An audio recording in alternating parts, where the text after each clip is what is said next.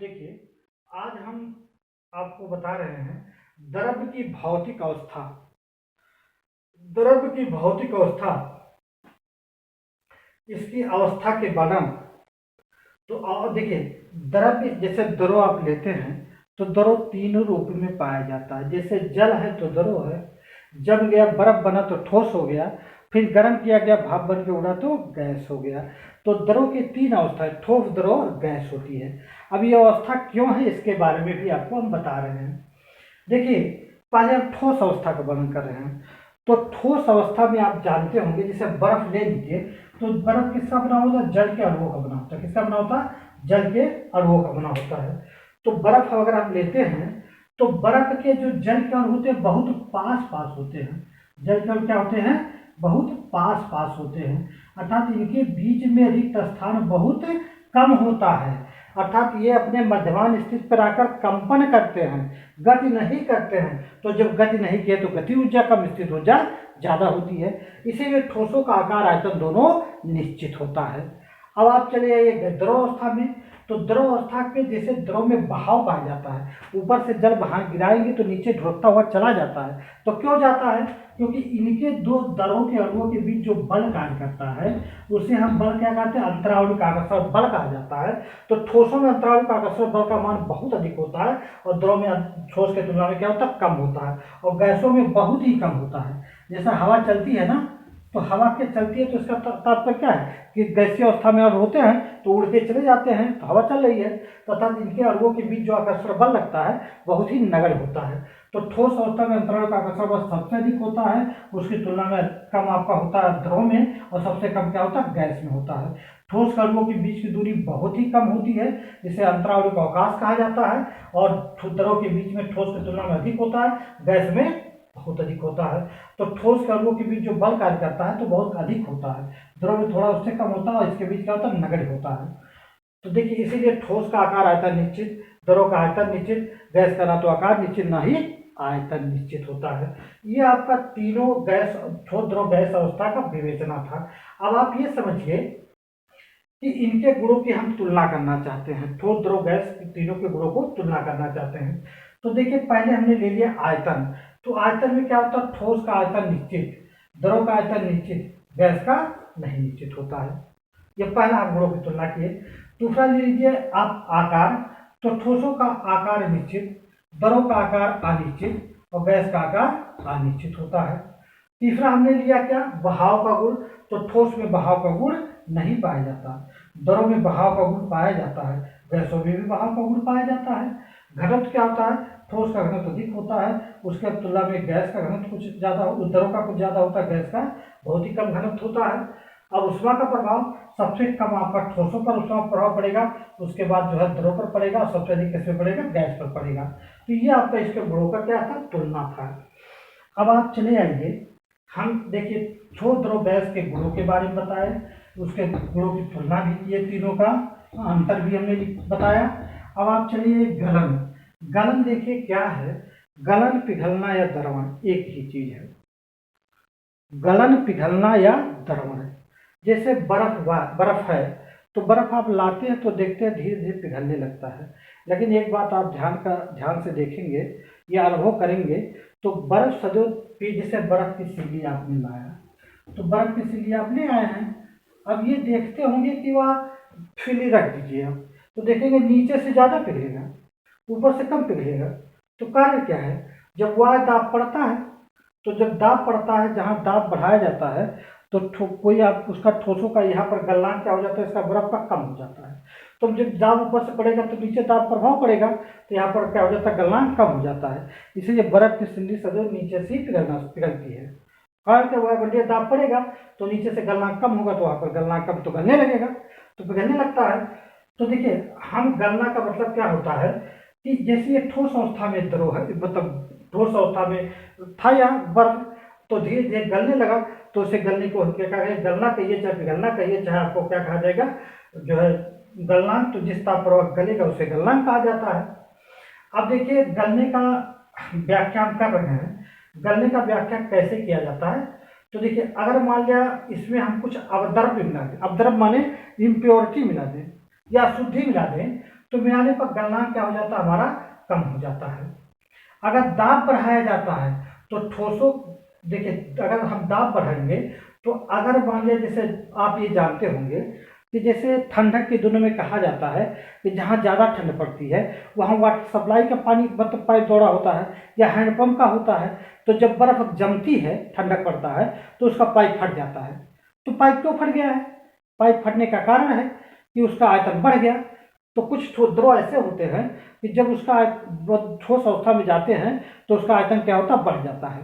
जैसे कहीं आप ठंडक प्रदेश में जाइए, पोखरा तालाब है, तो वहाँ जब ठंडक पड़ी तो वहाँ आपका बर्फ बन गया पोखरा तालाब में, तो जितना स्थान में जलता है उससे कई गुना स्थानों घेर लेता है, क्योंकि आयतन बढ़ जाता है।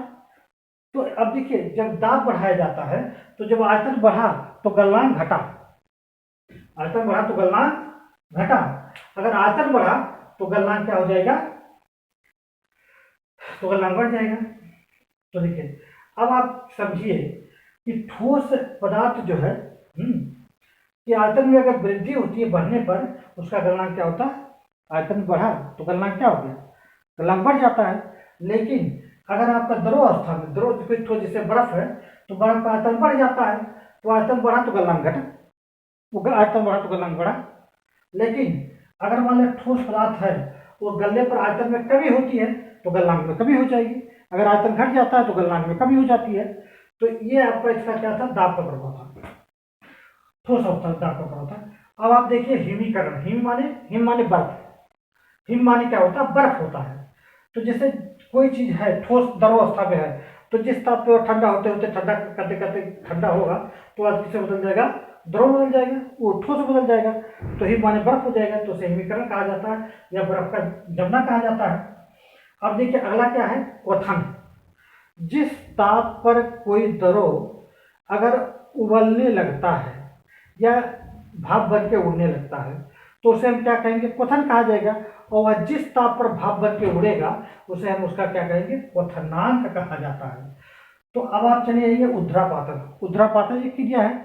जैसे आप बहुत से मंदिरों में या कहीं भी जाते हैं तो आप कपूर को जलाते हैं, तो जो कपूर जलता है तो आपने देखा होगा कि द्रव अवस्था में नहीं बदलता है, सीधे किसे बदल जाता है, गैस अवस्था में बदल जाता है। तो अगर कपूर जला दीजिए तो ठोस से सीधे गैस में जाता है, और इसी गुण को हम क्या कहते हैं, ऊर्ध्वापातन कहते हैं। जब कोई ठोस जलाने पर या गर्म करने पर द्रव में ना भी सीधे गैस बदल जाए तो इसे ऊर्ध्वापातन कहते हैं। अब आप चलिए संघनन। तो संघनन माने जैसे पानी गया, ठंडा करते गए बर्फ बन गया, तो अणुओं का मिलना या जुलना ही क्या कहलाता है, संघनन कहलाता है। संघनन मतलब ठोस अवस्था बदल जाता है। वाष्पीकरण क्या होता है, जैसे आप जानते हैं कि द्रव हमने गर्म किया, पानी गर्म के भगोने में रख के कुकर उस पर गैस पर रख के गर्म कर रहे हैं, तो धीरे धीरे गर्म करते करते जाएंगे तो देखिए क्या होता है।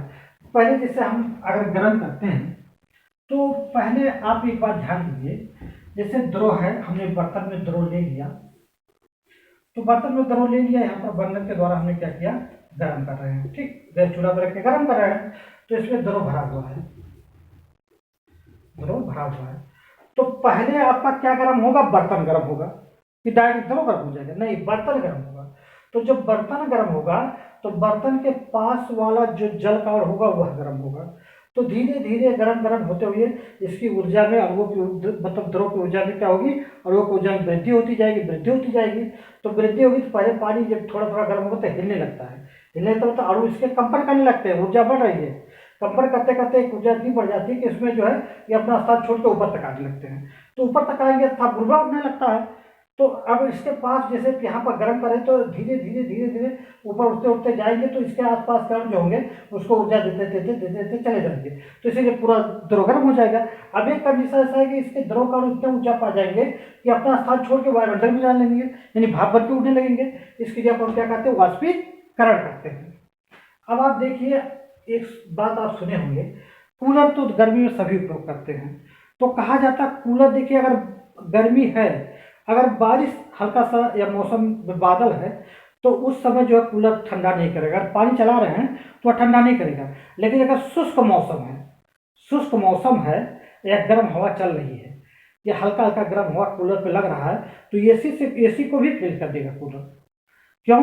कि देखिए ऐसा आप कूलर का अनुभव करिए, कूलर में पानी गिरता है, दोनों तीन तरफ से आपका खाफ लगा होता है, जो खाफ लगाया जाता है, तो खाफ लगा होता है, अब उसमें पानी पड़ता है, अब पंखा बीच में होता है, जब हवा को खींचता है वह खासों के द्वारा, तो पानी के संपर्क में आता है, तो जब गर्म हवा उससे टकराएगी, तो जब गर्म हवा टकराएगी तो जल के को ऊर्जा देती है, तो भाप बन के उड़ता है, तो भाप बन के उड़ेगा अर्थात वाष्पीकरण की क्रिया होती है, जो वाष्पीकरण की क्रिया होती है तो अपने आप ठंडा हवा देने लगेगा।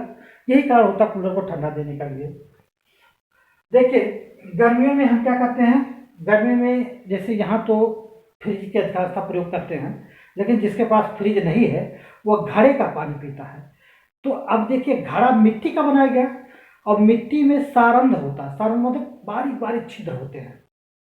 तो घड़ा जो होता है जब उसमें जल भर दिया जाता है, तो उसके जो आसपास की गर्म वायु होती है जब उससे टकराती है, तो सारंधों के द्वारा जल जो है भाप बन के उड़ता है, तो भाप बन के उड़ेगा तो उसमें ठंडा होगा जल, तो ठंडा होकर जो है आपको ठंडा जल मिलता है, शीतल जल आता है। देखिए अगर आप एक बात अभी अनुभव किए होंगे, जैसे गाड़ी तो सब चलाते हैं, लेकिन पेट्रोल हल्का सा उंगली में लग जाता है, उंगली में पेट्रोल लग जाएगा, तो पेट्रोल लगेगा तो कुछ समय बहुत ठंड हो जाता है। जैसे आप एक बात अनुभव करिए, जैसे आपका दर्द होता है, सिर में दर्द होता है, तो कहिए कि झंडू बाम लगा दीजिए, तो झंडू बाम लगाएंगे तो कुछ समय बाद दर्द गायब हो जाता है।